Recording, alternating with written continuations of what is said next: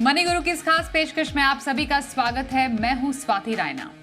दिल की बीमारी उम्र की मोहताज नहीं रही। भारत में हार्ट डिजीज के मामले लगातार बढ़ते जा रहे हैं। ऐसे में लाइफस्टाइल में बदलाव के साथ साथ जरूरी है फाइनेंशियली तैयार रहने की। आज बताएंगे दिल के लिए कौन सा इंश्योरेंस प्लान सही है, रेगुलर हेल्थ प्लान में क्या हार्ट डिजीज कवर होता है और क्या है क्रिटिकल इलनेस प्लान के फायदे। तो दिल का सुरक्षा कवच कैसे बनाएं, इसी पर खास चर्चा के लिए हमारे साथ शो में शामिल हो चुके हैं बेहद ही खास मेहमान Pankaj Mathpal, MD Optima Money. Pankaj ji, बहुत स्वागत करते हैं आपका आज के हमारे इस खास कार्यक्रम में। और वर्ल्ड हार्ट डे के इस मौके पर जानना जरूरी है कि हमें दिल की क्यों सुननी चाहिए, और दिल का हाल अगर सुनेंगे तभी हमारा दिल भी सही और स्वस्थ तरीके से काम करेगा। क्योंकि आंकड़े काफी डराने वाले हैं। दुनिया के 60% जो दिल के मरीज हैं वो भारत में ही पाए जाते हैं, और हाल फिलहाल में हमने कई ऐसे केसेस देखे हैं जो कि दिल की बीमारियों के लगातार बढ़ते जा रहे हैं। तो समझना ज़रूरी है कि जो ये हम हार्ट डिजीज़ के लिए इंश्योरेंस प्लान की बात कर रहे हैं, इसकी प्लानिंग कैसे की जानी चाहिए। स्वाति जी नमस्कार। जैसा आपने कहा कि पहली बात तो ये है कि हार्ट की केयर करनी चाहिए। वो इम्पॉर्टेंट है कि आप सही तरीके से खाना खाएं और सही चीज़ें खाएं, साथ ही एक्सरसाइज करें। लेकिन फिर बात आती है कि किस तरह से फाइनेंशियली यदि कोई प्रॉब्लम होती है तो उसकी कैसे केयर करें, और उसके लिए आपके पास में हेल्थ इंश्योरेंस एक ऐसा समाधान है जो शायद मददगार हो सकता है। तो ये बहुत ज़रूरी है, और ऐसा भी नहीं है कि सिर्फ उन लोगों के लिए कि जिनको लगता है या जिनको पहले से इस तरह का कोई एलिमेंट है उन्हीं के लिए ज़रूरी है, बल्कि हर व्यक्ति को ये सोचते हुए कि शायद भविष्य में कभी कोई दिक्कत आए तो उसके लिए जो खर्चा हो उसके लिए कैसे प्लानिंग हो, और उसके लिए भी हेल्थ इंश्योरेंस या हार्ट केयर इंश्योरेंस जो है, इस तरह की इंश्योरेंस प्लान्स भी जरूरी हैं। बिल्कुल। तो इंश्योरेंस की जब बात होती है, हेल्थ इंश्योरेंस जो एक बेसिक प्लान होता है उसमें काफ़ी चीज़ें कवर होती हैं। क्या लोग हमसे जानना ये चाहते हैं कि क्या हार्ट डिजीज़ के लिए अलग पॉलिसी लेनी चाहिए? कि सबसे पहले इंपॉर्टेंट है कि आप एक बेसिक हेल्थ इंश्योरेंस पॉलिसी लें। उसके अंदर बाकी बीमारी के साथ साथ हार्ट रिलेटेड जो भी इश्यूज़ हैं वो भी कवर होंगे। तो वो तो बहुत बेसिक ज़रूरत है। उसके बाद क्योंकि जब इस तरह की बीमारी होती है तो खर्चा बहुत बड़ा होता है, और जनरली जो बेसिक हेल्थ इंश्योरेंस पॉलिसीज होती हैं वहाँ पर लोग 5 लाख 10 लाख, और उसमें भी पूरी फैमिली को कवर करते हैं, फ्लोटर पॉलिसी लेते हैं, तो शायद वो जो सम इंश्योर्ड होता है वो काफ़ी नहीं होता है। इसलिए ज़रूरत पड़ जाती है कि आप जो स्पेसिफिकली हेल्थ कवर में जो कि हार्ट रिलेटेड एलिमेंट्स को कवर कर सके, ऐसी पॉलिसी की ज़रूरत पड़ती है। लेकिन इसके लिए बहुत तरीके हैं। पहले अगर आप एक बेसिक मेडिकल इंश्योरेंस कवर ले रहे हैं, उसमें आप टॉपअप सुपर टॉपअप प्लान ले लें जहां पर बड़ा कवर मिल जाए, तो वो भी काफ़ी मददगार होगा। लेकिन क्योंकि बात अगर चल रही है स्पेशली हार्ट की, तो उससे रिलेटेड पॉलिसीज अवेलेबल हैं, उनके बारे में जरूर विचार किया जाना चाहिए। जी बिल्कुल। तो कितने तरीके के कैसे कैसे प्लान्स मौजूद हैं ये हम आपको बताते हैं, क्योंकि हर एक इंश्योरेंस पॉलिसी के पंकज जी अपने कुछ स्पेशल कवर्स भी होते हैं जो डेडिकेटेड टुवर्ड्स क्रिटिकल इलनेस होते हैं या फिर हार्ट केयर प्लान्स होते हैं, जैसा अभी आपने जिक्र किया था।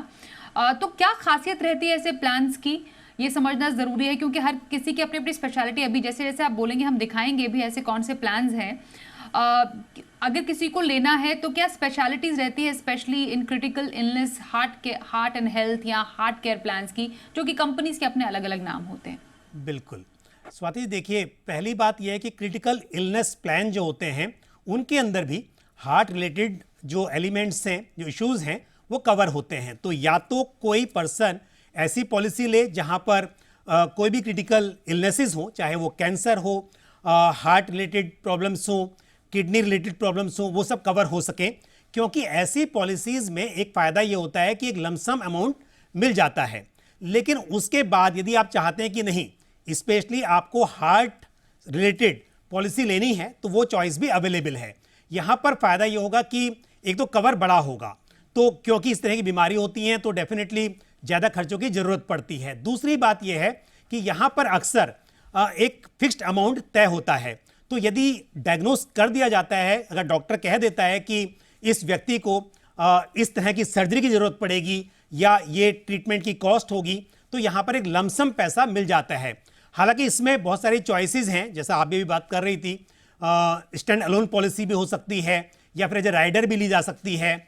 इवन पॉलिसीज ऐसी भी होती हैं जहाँ पर ऑलरेडी यानी कि ये डिजीज डायग्नोस हो चुकी है या इवन कार्डियक सर्जरी भी हो चुकी है, उसके बाद भी पॉलिसी ली जा सकती है, जो कि एक बेसिक मेडिकल इंश्योरेंस कवर जो होता है उसमें पॉसिबल नहीं होता है। अक्सर जो बीमारी पहले से हो चुकी है उसको एक्सक्लूड कर दिया जाता है। लेकिन यदि आप हार्ट केयर प्लान ले रहे हैं, मतलब नाम कुछ भी हो सकता है, बट ऐसी पॉलिसी जो हार्ट रिलेटेड एलिमेंट्स को कवर करती है, तो ऐसी पॉलिसीज भी अवेलेबल है जहां पर पहले से यदि सर्जरी भी हो चुकी है तो भी विद कंडीशंस पॉलिसी मिल सकती है। बिल्कुल। और जैसा शुरुआत में हमने कहा था कि दिल की बीमारी अब उम्र की मोहताज नहीं रही है, और जो एक सम इंश्योर्ड है वो भी काफ़ी ऊंचा रखा गया है कई प्लान्स में। यहाँ तक कि कई प्लान्स जो हैं उसमें 25-25 करोड़ तक का भी क्रिटिकल इलनेस प्लान या फिर क्रिटिकल केयर प्लान या हार्ट रिलेटेड जो लाइफस्टाइल डिजीज जैसी बीमारियां होती है उसके लिए रखा जाता है। तो एक कितना अमाउंट का कवरेज रखना चाहिए, स्पेशली सिर्फ और सिर्फ क्रिटिकल इलनेस प्लान्स के लिए? पंकज जी, क्या इसका कोई एक फिगर है जिस पर हम जीरो डाउन कर सकते हैं? और इसमें खासियत ये भी है, जैसे अभी हम आपको दिखाएंगे कि कौन कौन तरीके से कौन कौन से प्लान्स मौजूद हैं, उसमें 5 साल से लेकर 65 साल तक की उम्र के लिए भी एक प्लान है जो कि आदित्य बिरला सन लाइफ का एक्टिव सिक्योर प्लान है। तो इसका मतलब यह है कि बहुत ही यंग एज से सीनियर सिटीजन तक के लोगों को भी कवर करने वाले कई प्लान्स मौजूद हैं। बिल्कुल सही कहा स्वाति आपने। देखिए, पहली बात तो यह है जो आपने पूछा कि कितना कवर होना चाहिए, इसका कोई फिक्स फॉर्मूला तो नहीं है। ये डिपेंड करता है कि आपके लाइफस्टाइल पर या आपकी एफोर्डेबिलिटी पर, आप कितना प्रीमियम अफोर्ड कर सकते हैं। ये ऐसी बात है कि अगर कोई व्यक्ति बीमार होता है और उसे हॉस्पिटल में एडमिट होना है, इंश्योरेंस कवर नहीं भी है, तो हर व्यक्ति डिलक्स रूम में नहीं जाएगा, कोई जनरल वार्ड में भी एडमिट होगा, कोई डिलक्स रूम भी लेगा। तो ये डिपेंड करता है कौन कितना अफोर्ड कर सकता है। लेकिन ये बात इसी तरह से आप कितना प्रीमियम पे कर सकते हैं उस हिसाब से आप पॉलिसी चूज कर सकते हैं। लेकिन फिर भी एक बात तो तय है कि ये 4-5 लाख की पॉलिसी लेने से तो शायद ये जो पर्पज़ है वो सर्व नहीं होगा, क्योंकि अगर हार्ट रिलेटेड इश्यूज होते हैं तो यहाँ पर खर्चे बड़े होंगे, तो इसलिए बड़े कवर की ज़रूरत है। और यदि आप एक क्रिटिकल इलनेस कवर ले रहे हैं जहाँ पर कि कैंसर, किडनी, हार्ट रिलेटेड सभी तरह के जो इलनेसेस हैं वो कवर हैं, तो वो एक चीज़ हो सकती है।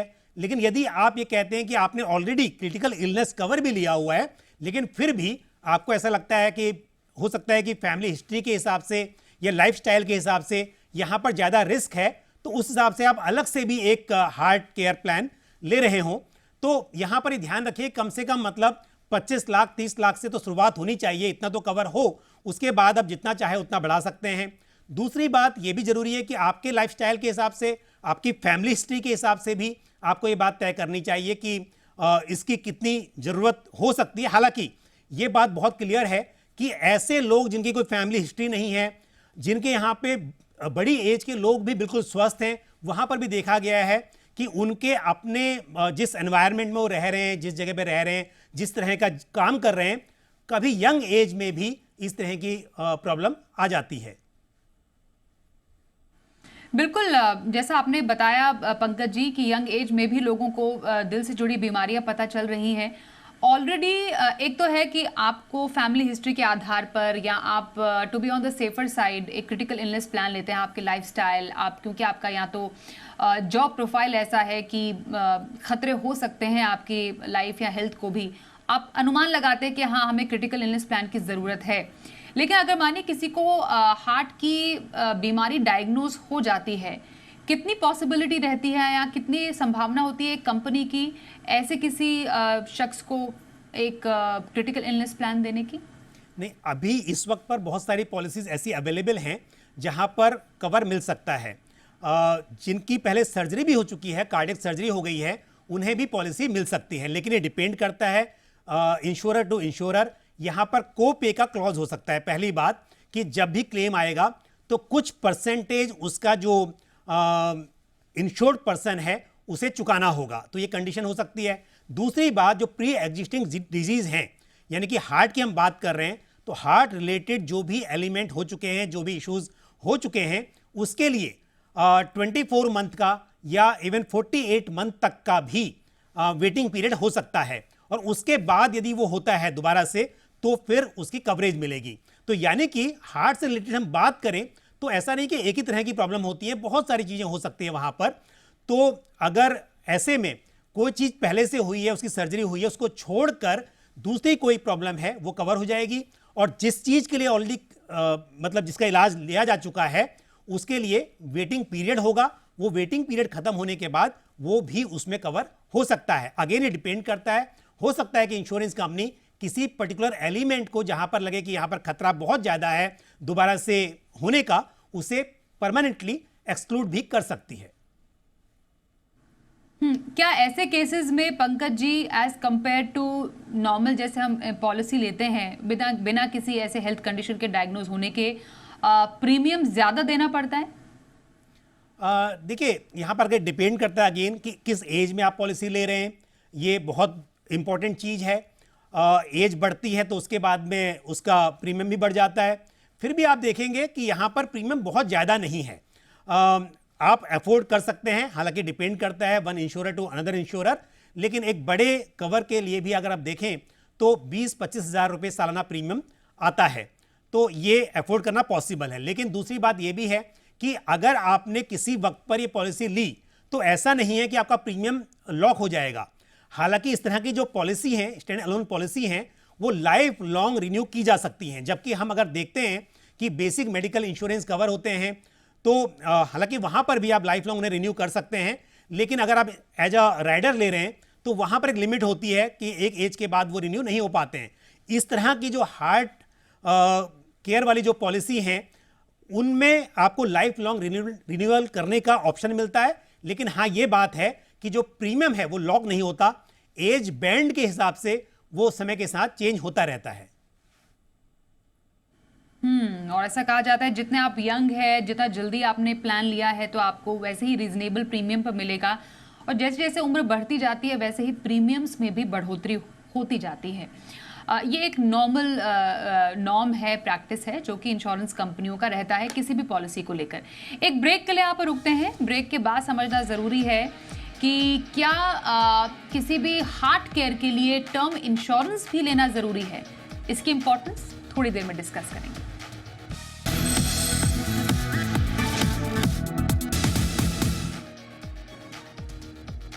आज हम बात कर रहे हैं दिल के सुरक्षा कवच की। कैसे आप अपने तमाम जो लाइफस्टाइल डिजीजेस है जिसमें दिल की बीमारी शामिल है उसके प्रति पूरी तरह सिक्योर हो सकते हैं एक अच्छे इंश्योरेंस के जरिए। हेल्थ इंश्योरेंस की इंपॉर्टेंस की आज बात चल रही है। पंकज मटवाल हमारे साथ हैं चर्चा में शामिल, उनसे करते हैं बातचीत एक बार फिर से शुरू। पंकज जी, कई लोग ये जानना चाहते हैं कि अगर वो एक बेसिक प्लान लेते हैं तो क्या बेसिक प्लान में हार्ट से जुड़ी हुई कोई भी बीमारी शामिल है? क्योंकि नॉर्मली देखा जाता है कि अगर आप किसी भी इलाज के लिए अस्पताल में भर्ती होते हैं आपको एक कंडीशन मीट करनी पड़ती है कि 24 घंटे हॉस्पिटलाइजेशन ज़रूरी है, और उसके बाद आपके अस्पताल में, जिस अस्पताल में आप इलाज करा रहे हैं उसके मुताबिक या फिर कैशलेस फैसिलिटी या फिर रीइंबर्समेंट के जरिए आप अपना पूरा इलाज का खर्च पूरा कर सकते हैं। तो क्या एक बेसिक हेल्थ प्लान काफ़ी हो सकता है या फिर एक राइडर के तौर पर क्रिटिकल इलनेस प्लान लेना एक बेहतर तरीका है? स्वाति, देखिए 3 चीज़ें यहाँ पर। पहली बात आपने की कि जो बेसिक हेल्थ इंश्योरेंस पॉलिसी जिसे हम मेडिक्लेम पॉलिसी भी कहते हैं, वहाँ पर बिल्कुल ये कंडीशन होती है कि अदर देन कुछ डे केयर ट्रीटमेंट को छोड़कर अक्सर आपको मिनिमम 24 आवर्स का यदि हॉस्पिटलाइजेशन है तभी वहाँ पर आपका जो एक्सपेंस है वो रिम्बर्स होगा, चाहे वो कैशलेस बेसिस पे हो या फिर रिम्बर्समेंट बेसिस पर वो क्लेम तभी मिलेगा जब 24 घंटे मिनिमम एडमिट रहेगा वो जो इंश्योर्ड पर्सन है। लेकिन दूसरी बात वहाँ पर ये भी होती है कि जो कवर है वो भी काफ़ी कम होता है, अक्सर देखा जाता है। और राइडर की अगर बात करें तो राइडर का प्रॉब्लम यह है कि मान लीजिए आप एक टर्म प्लान के साथ राइडर ले रहे हैं, आपने हार्ट एंड कैंसर केयर या हार्ट केयर के रूप में कोई राइडर ले लिया वहाँ पर, लेकिन जो लाइफ इंश्योरेंस पॉलिसी है, जो टर्म प्लान है, उसकी एक अवधि फिक्स होगी। डेफिनेटली अगर आपने टर्म प्लान लिया है तो आपकी 60 ईयर्स ऑफ एज या 70 ईयर्स की एज में कहीं तो वो पॉलिसी आपकी पूरी मैच्योर हो जाएगी या खत्म हो जाएगी। तो जब उसका टर्म खत्म हो जाएगा तो साथ में आपने जो राइडर लिया है उसका टर्म भी खत्म हो जाएगा। तो इसके लिए शायद वो यहां पर बहुत ज्यादा फायदेमंद साबित ना हो, क्योंकि हम बात करें हार्ट की, एज के साथ में रिस्क और भी बढ़ जाता है। वैसे तो रिस्क किसी भी एज में है, लेकिन अगर रिस्क ज्यादा बढ़ जाता है एज के साथ, तो यदि आप एक disease special policy, disease specific policy या क्रिटिकल इलनेस पॉलिसी की बात कर रहे हैं, तो वहां पर एक तो लाइफ लॉन्ग रिन्यू होने के चांसेस हैं। दूसरी बात, मोस्ट ऑफ सच पॉलिसीज जो हैं वहां पर आपका डायग्नोसिस पर ही आपको क्लेम मिल जाता है। तो यदि डॉक्टर ने ऐसा बोल दिया कि भाई इतना खर्चा आने वाला है, तो डायग्नोसिस पर पैसा मिल सकता है। उसके अलावा डिपेंड करता है पॉलिसी टू पॉलिसी, लेकिन कई पॉलिसी में डेली कैश बेनिफिट, यानी कि पेशेंट एडमिट है तो उसके लिए भी पैसा मिलता है, डेली एक्सपेंस के लिए। डायग्नोसिस के हिसाब से यदि सर्जरी होने वाली है तो ज़्यादा पैसा मिलेगा। इवन कुछ पॉलिसीज में ओपीडी भी कवर होती है। तो इसके लिए जो ये डिजीज स्पेसिफिक पॉलिसीज होती हैं, जो जैसे हम हार्ट की बात कर रहे हैं, यहाँ पर बड़ा कवर, प्रीमियम कम, कंपेरेटिवली ज़्यादा इंक्लूजन, ज़्यादा चीज़ें यहाँ पे कवर होती हैं और क्लेम जो है आपको डायग्नोसिस से मिल जाता है। तो ये डेफिनेटली अच्छा है, लेकिन ये तब लेना चाहिए जब आपके पास बेसिक जो हेल्थ इंश्योरेंस कवर है ऑलरेडी अवेलेबल है, तब ये साथ में आप जरूर कंसिडर करें। तो एक अच्छा, एक बेहतर, एक सस्ता, टिकाऊ क्रिटिकल हेल्थ प्लान चुनने के क्या क्या पैमाने हो सकते हैं पंकज जी? बिल्कुल, देखिए पहली बात है कि एक्सक्लूजन जितने कम होंगे उतना आपके लिए अच्छा है, तो वो जरूर ध्यान दीजिए। सबसे पहली बात है कि क्या क्या इसमें एक्सक्लूड नहीं है। दूसरी बात यह है कि कोपे का क्लॉज अक्सर देखा जाता है और सब लिमिट देखी जाती है। तो पॉलिसी में चेक कीजिए, यदि सब लिमिट होगी तो मान लीजिए आपका प्लान तो 50 लाख का है, लेकिन किसी एलिमेंट के लिए वहां पर जो लिमिट दी गई है वो छोटी छोटी लिमिट दी गई है। तो बड़ा कवर होने के बाद भी जो बीमारी मान लीजिए उस इंश्योर्ड पर्सन को होती है, उसे क्लेम छोटा मिल पाएगा। तो जितनी सब लिमिट नहीं हो या बड़े वहां पर परसेंटेज में लिमिट्स हो तो बेटर होगा।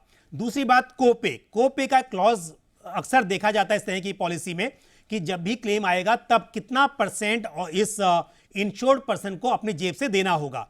तो यदि कोपे ना हो या फिर आपको कम देना पड़े, यानी कि 90% इंश्योरेंस कंपनी दे और 10% ही जेब से देना पड़े, वो बेहतर होगा इसके मुकाबले कि कहीं पर 20% या 30% का क्लॉज हो। तो ये भी आप जरूर देखें, ये देखना जरूरी है। दूसरी बात, वेटिंग पीरियड, क्योंकि अक्सर अगर ऑलरेडी प्री एग्जिस्टिंग डिजीज है तो वेटिंग पीरियड तो यहां पे होगा, बट कुछ पॉलिसी में 36 मंथ होगा, कुछ में 48 मंथ होगा। जितना वेटिंग पीरियड कम होगा उतना ही आपके लिए यह सुविधाजनक होगा। अगर भगवान ना करे और जरूरत पड़ जाए तो यदि वेटिंग पीरियड हो तो मतलब फिर क्या फायदा। तो वेटिंग पीरियड कम होगा तो यह शायद थोड़ा और सुविधाजनक हो सकता है। पंकज जी, आपने एक बात कही थी क्रिटिकल ये टर्म इंश्योरेंस को लेकर, क्योंकि कई जो कंपनियां हैं वो टर्म इंश्योरेंस के साथ क्रिटिकल इलनेस राइडर भी बेचती हैं। तो आपकी नज़र में एक सही तरीका नहीं है ये कि आप टर्म इंश्योरेंस को एक बेसिकली एक जनरल इंश्योरेंस को एक प्योर लाइफ इंश्योरेंस के साथ ना जोड़कर, ना अगर जोड़े तो वही बेहतर है? स्वाति, बिल्कुल सही कहा आपने। देखिए, टर्म इंश्योरेंस का एक टर्म होता है, उसका नाम ही है टर्म प्लान। तो एक टर्म होगा कि वो नंबर ऑफ ईयर्स की बात करें, 30 ईयर्स का टर्म है, या आपकी एज से रिलेटेड कि जब आप 60 ईयर्स के हो जाएंगे या 70 ईयर्स के हो जाएंगे, उस ईयर तक का आपने प्लान लिया हुआ है, तो एक टर्म होगा उसका। अगर होल लाइफ प्लान नहीं है तो टर्म इंश्योरेंस की हम बात कर रहे हैं, टर्म है। अब अगर उस टर्म प्लान के साथ राइडर जुड़ा हुआ है तो राइडर का भी टर्म होगा। तो यदि किसी व्यक्ति ने, क्योंकि टर्म प्लान तो ऑब्वियसली हम कब लेते हैं कि अगर जब अर्निंग एज है, हम कुछ अर्न कर रहे हैं, उस वक्त अगर अनटाइमली डेथ हो गई तो फैमिली मेंबर्स को फाइनेंशियली कोई दिक्कत ना हो। तो कोई व्यक्ति 80 साल या 90 साल की एज तक के लिए टर्म प्लान नहीं लेगा, जरूरत नहीं है उसकी। तो आपने मान लीजिए 70 ईयर्स की एज या 60 ईयर्स की एज चुनी है और वो टर्म खत्म हो गया तो जो राइडर लिया था वो भी खत्म हो गया। बट हम देखें तो जैसा मैंने पहले भी कहा कि हालांकि कोई एज नहीं है, आजकल तो 15 साल के बच्चों को भी हमने कई बार ये देखा है, सुना है कि हार्ट अटैक आ गया। लेकिन फिर भी ये बात तो तय है कि जैसे से एज बढ़ती है रिस्क उतना ही ज्यादा बढ़ता जाता है। तो यदि कोई पॉलिसी टर्म प्लान 60 ईयर्स की एज में पूरा आपका वो खत्म हो जाता है, टर्म खत्म हो जाता है उसका, और उसके बाद आपके पास कवर ही नहीं है, तो ये तो फिर मेरे हिसाब से सही नहीं होगा। तो इसके लिए यदि आप स्टैंड अलोन पॉलिसी लेते हैं जहां पर लाइफ लॉन्ग वो पॉलिसी को रिन्यू किया जा सकता है, वो मेरे हिसाब से एक बेहतर चॉइस होगी। बिल्कुल पंकज जी, जैसे हम निवेश करते हैं और निवेश को बार बार हम रिव्यू करते हैं कि समय के साथ साथ हमें निवेश को बढ़ाने की भी ज़रूरत है, हेल्थ इंश्योरेंस के साथ भी कुछ ऐसे ही हम तैयारी कर सकते हैं कि समय के साथ साथ हेल्थ इंश्योरेंस सम इंश्योर्ड को बढ़ाना चाहिए? स्वाति, बिल्कुल करना चाहिए। अक्सर होता यह है कि इंश्योरेंस में जैसे प्रीमियम का एक मेल आता है, एसएमएस आता है आजकल, तो नोटिस मतलब पेपर पे आता भी नहीं है, तो जितना प्रीमियम लिख के आया हुआ है और प्रीमियम पे कर दिया जाता है। हालांकि इंश्योरेंस कंपनीज कई बार ऑफर देती हैं कि आप अगर कवर बढ़ाएंगे तो कितना इसमें प्रीमियम आएगा, लेकिन क्योंकि प्रीमियम ज़्यादा होता है तो अक्सर जो पुराने प्रीमियम पर है उसी पर पॉलिसी रिन्यू कर दी जाती है। पर जो आपने बात कही ये बहुत ही ज़रूरी है कि आपके इनकम बढ़ने के साथ साथ आपका लाइफस्टाइल बढ़ता है और तब आप प्रीमियम ज़्यादा पे कर सकते हैं, आप सुविधाएं भी बेटर चाहते हैं, तो उसके हिसाब से। और दूसरी बात है, एज के साथ में आपको लगता है कि अब रिस्क बढ़ रहा है, उस हिसाब से भी।